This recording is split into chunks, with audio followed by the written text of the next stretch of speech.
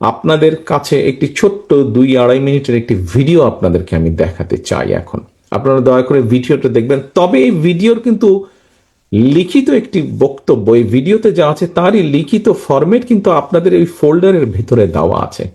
ভিডিওটা আপনাদেরকে এই জন্য দেখাচ্ছি, ভিডিওটা যখন দেখবেন জিনিসটা আরো সুন্দরভাবে আপনাদের মনের ভিতরে ঢুকে যাবে। আসুন আমরা ভিডিওটা দেখি 2 মিনিট।